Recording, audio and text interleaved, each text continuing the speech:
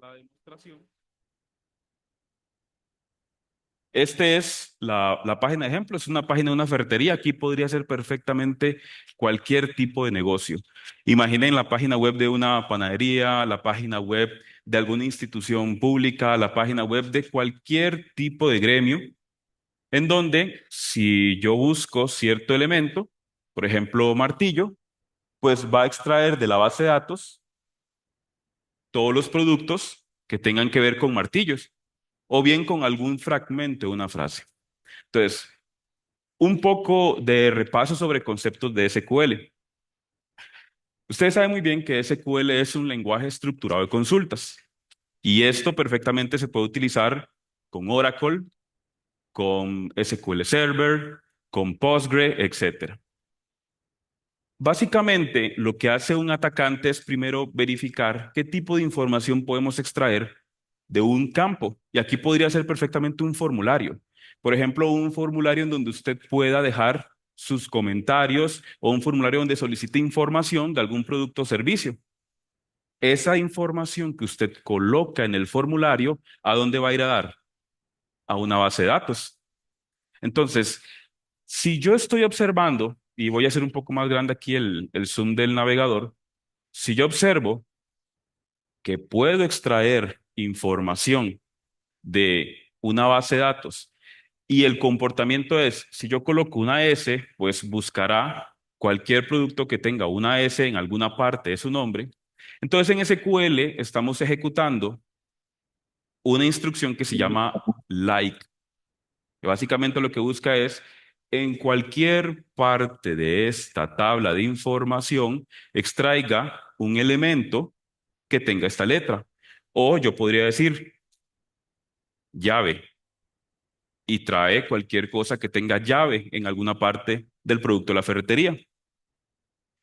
Si yo sigo esa lógica, yo podría ejecutar una sentencia o una instrucción en la cual puedo, pues, adivinar qué otro tipo de datos hay. Por ejemplo, vean esta instrucción. Yo sé que hay martillos ya en la base de datos. Parece algo trivial, pero a partir de aquí comienza a crecer el ataque. La instrucción, básicamente, esta M que ustedes ven al principio es, sabiendo que yo puedo extraer productos con M y sabiendo que existen, yo indico que, bueno, primero busque cualquier producto que tenga una M en cualquier parte. Este símbolo de porcentaje significa eso. En cualquier lugar del texto va a haber una M. Luego, union es una palabra clave dentro de SQL porque me permite a mí unir la sentencia que hace la página web, la búsqueda de productos, con otra instrucción. Y esta instrucción dice 1, 2, 3. ¿Y por qué 1, 2, 3? Porque cuando yo pregunté los datos de algún elemento dentro de de la ferretería, ¿cuántas columnas me devolvía la consulta? 3.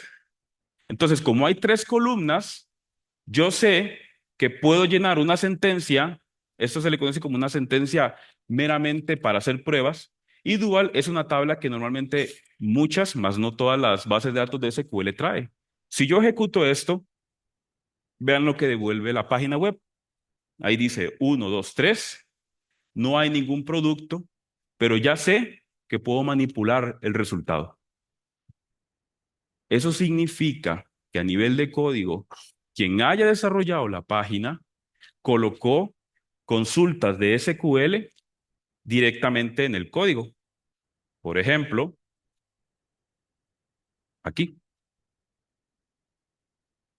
Alguien escribió entonces una sentencia directa y eso es una mala práctica en desarrollo. Entonces, volviendo acá, sumado a eso, yo podría entonces hacer otra consulta y decir, bueno, si ya sé que puedo manipular el resultado, ¿por qué no utilizo palabras que ya existen en la industria de las bases de datos, como selecciona el nombre de la tabla, el nombre del esquema, y si ya no ocupo más información, puedo rellenarlo con cualquier otra cosa, un 3, un 2, lo que sea, para completar las 3 columnas? ¿Por qué? Porque si yo no empato la misma cantidad de columnas que extraigo de la base de datos, me va a dar un error. Y luego utilizo otras palabras que cualquier persona que lea una documentación de bases de datos saben que existe, Information Schema Tables. Hay algo dentro de la base de datos que se llama exactamente así y el atacante puede asumir, ok, si esta es una página web, puede ser que esté utilizando una base de datos liviana como MySQL, algo que no ocupe tanto procesamiento. Y estos dos guiones que se ven ahí, básicamente son una forma de decir, lo que sea que venga después, que esté haciendo la página web, ignórelo. Eso es crear un comentario. Si había más cosas que la página web hacía, como ordenar los resultados, agruparlos, etcétera, lo ignora. Buscamos y vean, aparece martillo, porque estoy buscando algo con la letra M. Pero ¿qué más aparece?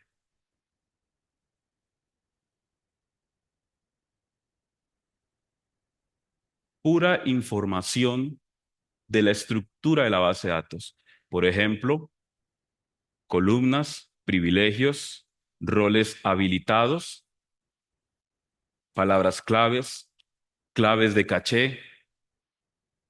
Y recordemos, los ciberdelincuentes, las personas que se dedican a atacar, también a vulnerar servicios para la parte de hackeo ético, en ambos extremos estamos hablando, pues son personas versadas en este tipo de conocimiento técnico.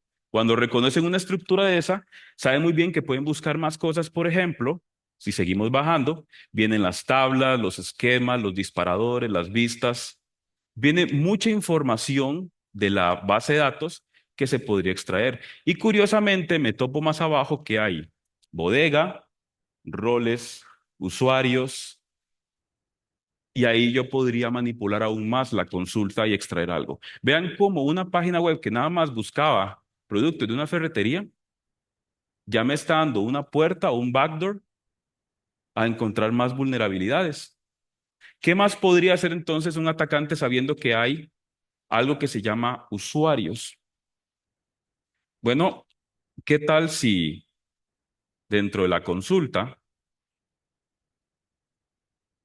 yo hago otra vez, busco cualquier producto con M y selecciono el nombre de la columna o cualquier otra información que exista dentro de la tabla de usuarios? ¿Qué hay dentro de esa tabla exactamente? ¿Cómo es la estructura de esa tabla?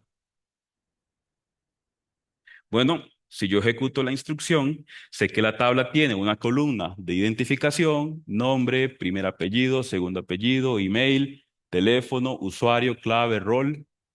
Así que yo pregunto al público, ¿qué les gustaría seleccionar de ahí? La clave, ¿qué más? Usuario y alguna otra tercera columna, el rol o el correo. Podemos intentar con cualquiera de estas. Entonces, puedo venir aquí, que por eso le puse intencionalmente ferretería segura, y selecciono el usuario, la clave y el rol de una tabla que se llama usuarios. Ya sé que la tabla se llama así. Es más, la empresa le puede poner cualquier otro nombre a la tabla, pero ya con haberla vulnerado, nada más es de sacar el tiempo y extraer el nombre de la tabla. Si yo ejecuto esto, ¿qué obtuve? Usuario, contraseña y pregunto, ¿qué tiene de malo que se vean las contraseñas así? Que no están encriptadas, que no están protegidas de algún modo de cifrado. Literalmente, quien haya hecho la base de datos no las encriptó. Y ya ahí estamos encontrando aún más vulnerabilidades. Y no tuvimos que usar un equipo súper especializado, pero ¿cuántas de estas cosas se pueden lograr en el día a día? Porque muchas páginas no cuidaron ese aspecto de seguridad. Y podríamos toparnos también el rol. No sé, no sé realmente, porque el rol dice uno, 2, 3 y pueden venir más números. Pero si pudiéramos asumir, ¿cuál creen ustedes que sería el rol de administrador?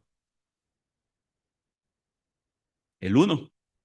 Incluso teniendo acceso a la base de datos acá, nos daremos cuenta que hay una tabla que se llama roles y en efecto, administrador es el uno. Ahí no se ve bastante, pero administrador es el uno. Y si yo sé que ese es el administrador, ¿qué más encuentro? Vean esa clave. Si ustedes buscan la lista de contraseñas más usadas, eso va a estar ahí. Y reitero, empezamos como un sitio web que buscaba productos de ferretería y terminamos con un sitio web que nos daba hasta los accesos de los usuarios. Claro, ¿cuáles son las buenas prácticas? ¿Cuáles son realmente las medidas que debemos tomar? Primero, encriptemos las claves. Segundo, no utilicemos a nivel de desarrollo, y eso es bueno y es importante que toda empresa que tenga un departamento de desarrollo, pues defina muy bien cuáles son esas buenas prácticas de seguridad a la hora de crear, por ejemplo, un sitio web, una aplicación interna, cualquier desarrollo propio o que necesite de algún componente de desarrollo que se venda en el mercado. Además de la encriptación, yo debo definir privilegios, porque resulta que todo esto lo pude lograr porque el usuario con el que se hacen las consultas de los productos en la ferretería tiene privilegios totales. Yo pregunto, ¿necesito que un usuario de base de datos tenga privilegios totales para consultar estos productos en la página web? No. Debería incluso ser algo más exacto, como solo en esta tabla podría tener privilegios. De tal forma que si yo quiera buscar algo más, no pueda. Es decir, todo esto se puede corregir, definitivamente. Pero yo lo que quiero es que vean que es algo del día a día que se podría perfectamente ejecutar desde un formulario de contacto. Si ustedes hacen estas pruebas o si tienen un departamento especializado en la parte de hacking ético o donde tengan un grupo de personas que permita buscar vulnerabilidades en los sistemas, pues pueden hacer este ejercicio que es súper interesante para encontrar este tipo de brechas. Y volviendo a la presentación un momento, pues, ¿cuáles son realmente los consejos a nivel de la industria que se pueden utilizar? Aquí podría nombrar cientos, pero los más puntuales sería utilizar procedimientos almacenados. Podemos validar campos según tipo de información. Ejemplo, ese campo que me permitía a mí buscar productos de la ferretería debió validarse primero para que solo aceptara cierto tipo de textos. Así como existen campos, por ejemplo, para recibir correo, teléfono o cualquier otro tipo de dato, tiene que haber una validación. Es más, el código o cualquier algoritmo que esté por detrás tiene que validar que lo que está recibiendo no es un producto, es definitivamente un intento de inyección de SQL. Debe definir políticas de privilegios de acceso. A mí me agrada ver muchas veces con algunos clientes que eh, se ponen realmente muy estrictos en el tema, ok, quiero un usuario de la base de datos, ¿por qué? Firme este contrato, firme este documento que obviamente nos asegura que usted va a utilizar esta información, va a acceder desde esta red. De igual forma, en la base de datos podemos definir los privilegios y los roles. Y aquí hago un paréntesis, recordemos que privilegio y rol son dos cosas diferentes. Un rol puede ser un conjunto de privilegios, pero un privilegio puntual es algo que usted puede hacer. Entonces, esos dos conceptos deben quedar claros y diferenciados dentro de la base de datos. Usar un ORM. ¿Alguien ha escuchado de los ORM o ha utilizado un ORM? Que es un mapeador de objetos relacionales. Ahora, yo sé que estoy entrando en tal vez temas que son muy del lado de la programación, pero todo esto, técnicamente hablando, ayuda a evitar este tipo de vulnerabilidades. Capacitar al personal de desarrollo, importante, no todo se trata de hardware y de software, también se trata del lado humano. La ciberseguridad también incluye el componente humano. Y las personas que desarrollan aplicaciones en su empresa, en su organización, deben estar capacitadas para tomar en cuenta esto o bien tener un equipo a la hora de hacer pruebas que busque este tipo de vulnerabilidades. Porque ocupamos realizar pruebas de seguridad de software y no solo de usabilidad, lo cual está genial. Usted puede hacer pruebas para saber si se adapta a diferentes dispositivos, si cumple con la línea gráfica de la empresa, si la información está bien escrita y todo está estructurado, si no ocurren errores, pero también la seguridad es importante, porque en Costa Rica muchos sitios web están desarrollados ya sea por medio de código puro o desarrollo personalizado con PHP, con React, con Express.js. Escoja la tecnología que quiera, pero también tienen bases de datos como Oracle, MySQL, Postgres, SQL Server, en MariaDB, sitios con WordPress. Ninguno de estas tecnologías está exenta para poder hacer este tipo de pruebas, este tipo de verificaciones. Así que reitero la importancia de que puedan tener estos espacios o conversar con sus equipos de desarrollo y sus equipos de seguridad sobre verificar qué tipo de información se puede realmente extraer de estos formularios. Las buenas prácticas están para obviamente protegernos y es algo que en Costa Rica pues es una realidad. ¿Cuántos negocios no tienen una página web? ¿Cuántos negocios no tienen al menos una forma en el mundo digital de presentar sus servicios? ¿Y cuántas empresas no tienen un formulario de contacto? Entonces es importante todo este tema que estamos viendo aquí. Por último, pues tomar en cuenta que estas sentencias que yo les mostré son algunas de cientos que se podrían ejecutar en diferentes contextos. A nivel de buscar vulnerabilidades, aquí se ejecutaron estas sentencias porque yo sé que habían tres columnas, porque puedo acceder a una tabla, porque la tabla tenía un nombre muy fácil de adivinar y de encontrar en una lista. Entonces, las inyecciones de SQL son algo bastante serio a tomar en cuenta. ¿Cuántos sitios web amanecen un día con una página direccionada a un sitio de películas en la India? Porque alguien vino, ejecutó una inyección de SQL y cambió la redirección y el sitio web que debería cargar cuando usted ingresa a ese dominio. Y eso se puede lograr también desde ese lado. Les agradezco bastante el tiempo. Espero que les haya parecido bastante interesante este tema. Yo sé que es algo técnico, pero es algo que debemos tomar en cuenta. Y estemos en contacto en redes para seguir conversando de temas de ciberseguridad. Muchas gracias.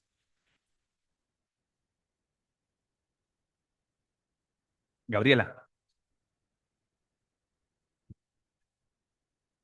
la diseñadora. Hola. Sí, perfecto. Muchas gracias, Ariel, por esa exposición práctica que nos acaba de brindar. Sin duda, cuando ya los que tenemos ciertos años, nos acordamos que fue en el 98 cuando se dio a conocer este tipo de ataque, la inyección por SQL, y ya más de 20 años, casi 25, casi 30, y sigue estando en el top 3 de los ataques a infraestructuras web en el portal de OWASP, solo superado por los ataques de Script.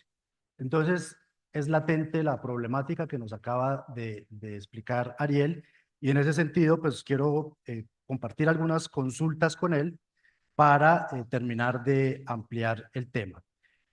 Ariel, este tipo de ataques siguen siendo entonces un peligro latente para las empresas y los sitios web que tenemos en el país, aterrizando ya el tema a nivel local. Definitivamente, definitivamente con el tema de este tipo de ataques, en muchas ocasiones se hace el proceso de una página web y se hace por medio de un diseñador o un grupo de diseñadores web, desarrolladores web, pero hace falta ese componente de alguien de ciberseguridad que verifique esta información o que por lo menos en las pruebas se tome el componente de verificar que no se hagan este tipo de ataques. ¿Por qué o cuál es su criterio si los motores de lenguaje SQL han avanzado tanto? Estamos hablando de una metodología de los 90. Si han avanzado tanto, ¿por qué se siguen presentando estos ataques? Me cuestiono si el tema es que a los lenguajes o a los motores les falta desarrollo o es problema del implementador que le falta conocimiento para hacerlo. Sí, definitivamente podríamos tener en forma de analogía un Ferrari en tecnología a nivel de bases de datos, pero si yo no sé utilizar la parte técnica de configuración, yo puedo crear usuarios con privilegios totales siguiendo pues todas las malas prácticas de seguridad. Podría también ni siquiera validar y utilizar con sentencias o consultas directas en el código en vez de hacer procedimientos almacenados. Como usted bien dice, ¿se pueden hacer procedimientos almacenados? Sí, pero quien desarrolla el sitio web no lo hizo. Entonces, sí, la tecnología ha avanzado bastante, pero del otro lado tenemos que trabajar mucho en el componente de capacitación y que quienes estén en el proceso de desarrollo, pues sepan muy bien cuáles son esos paso a paso de seguridad para evitar la vulneración. Ok. En cuanto a sitios web, estructuras web, ¿qué otros riesgos se pueden generar a través de este tipo de ataques o relacionados con la base de datos? Sí, em, cuando uno logra vulnerar la base de datos, uno puede cambiar o modificar mucha su estructura. Tal vez no pueda en algunos casos bajar un backup completo o un respaldo completo a la base y vulnerarla totalmente. Pero, por ejemplo, algo que ocurre muchas veces si no se trabaja en la parte de seguridad. Un sitio web, imaginemos la misma ferretería, ejecutan una sentencia que modifica cuál es la página que carga al ingresar al dominio. Por ejemplo, ferretería.com, en vez de ir a ferretería.com y a todos los archivos de la página web, es redirigido a otro sitio donde hay pues un montón de anuncios, donde se le instala a usted un plugin o un componente en el navegador y cuando se da cuenta ya no ingresa a Google, ingresa a otra página web, comienza a tener instalación de ciertos scripts maliciosos y todo por haber vulnerado la base de datos. Claro. Cuando analizamos o observamos la realidad en Costa Rica y en el mundo, hay más de 800 millones de sitios desarrollados con WordPress. Esa es la estadística que la misma WordPress suministra. Pensaría uno que sería relativamente fácil crear un ataque estandarizado porque hay muchos sitios web a los cuales atacar. Y que generalmente, ahorita lo discutíamos, lo que se ve es un sinnúmero de diseñadores o técnicos que aprendieron a instalar sitios web en WordPress, pero que olvidan toda esta parte de todos estos detalles tan importantes. ¿Qué podemos hacer para mejorar en este aspecto y que las empresas también tomen conciencia de que exponer un sitio web no es tampoco una tarea tan sencilla? Ujú. Sí, un buen sitio web en WordPress, porque es una excelente herramienta, es una gran forma de mercadear y exponer una empresa a nivel del mundo digital. Pero si no se siguen las buenas prácticas o la forma adecuada a nivel de seguridad de pasar a producción un sitio de estos, pues puedo tener una que otra brecha de seguridad. Voy a poner un ejemplo rápido. Si ustedes navegan por Internet y buscan empresas en Costa Rica que tengan un sitio en WordPress, si ustedes colocan el dominio /wp-admin, van a encontrar que muchas ni siquiera tienen oculto el panel de administración. Y ya con eso usted puede comenzar a atacar ahí y a encontrar vulnerabilidades, porque no lo ocultan o no lo colocan en otro lado que no sea tan fácil de adivinar. Bien, muchas gracias. Ya para finalizar, Ariel, ampliar, quizás ya nos brindó unas recomendaciones, pero quizás ampliarlo no solo para los especialistas en ciberseguridad, para los que están incursionando en la disciplina, sino también para empresas que yo sé que hay muchas que están teniendo sitios web con lenguajes SQL, con motores SQL. Ujú. Sí, como consejos finales, definitivamente toda organización y más después de la pandemia por las situaciones que ocurrieron a nivel de país en seguridad, debería considerar siempre el componente de cómo protejo mis activos o mis elementos digitales con los que me voy a dar a conocer en Internet. La reputación de una empresa vale mucho como para que cuando alguien quiera ingresar a un sitio web, pues se encuentre que está redirigido a otra parte o que le instaló un virus en un celular. Eso ya hace que un cliente se desaparezca y nunca más vuelva a ver ni con buenos ojos a esa empresa. Entonces es importante que las organizaciones, cuando quieran desarrollar una página web, una aplicación móvil, algún desarrollo personalizado, pues tomen en cuenta eso. ¿Cómo puedo asegurar? Y a la empresa que vaya a contratar, si me ofrece ese servicio para poder obviamente estar más protegido y proteger la información de mis clientes. Me preguntan del público que si tenemos algún antecedente relevante en Costa Rica de un ataque de estos que se haya dado a conocer.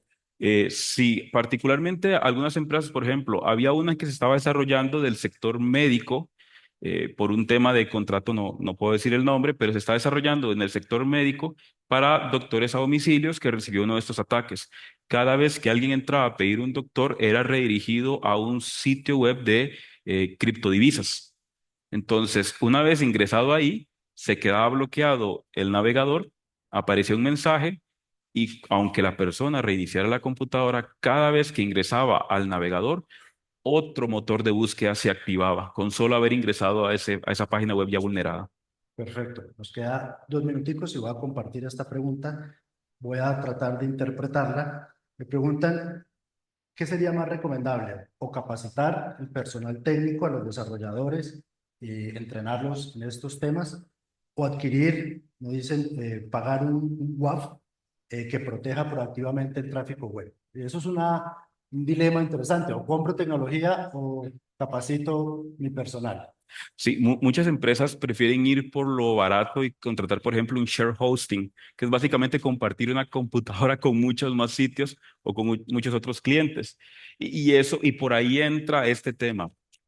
Es importante tanto uno como la otra. Los componentes de hardware, los componentes técnicos y de software son sumamente importantes. Y todo lo que permita pues bloquear cualquier tráfico o cualquier intento de ataque pues sirve mucho. Pero lo que yo conversaba ahora es importante también, que mi personal esté capacitado y que no cometa malas prácticas de desarrollo, porque aunque yo tenga una casa o un Ferrari o cualquier cosa sumamente cara y que costó muchísimo en una licitación adquirir, pues si no tengo las medidas de seguridad, como dice la frase pasa como Pedro por su casa, el ataque, va directo.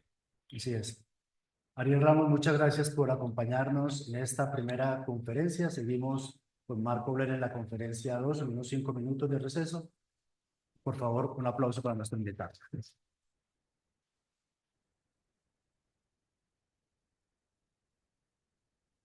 Así es, muchas gracias por la información, gracias a las tres, a Alan también y a Juan Esteban por la moderación.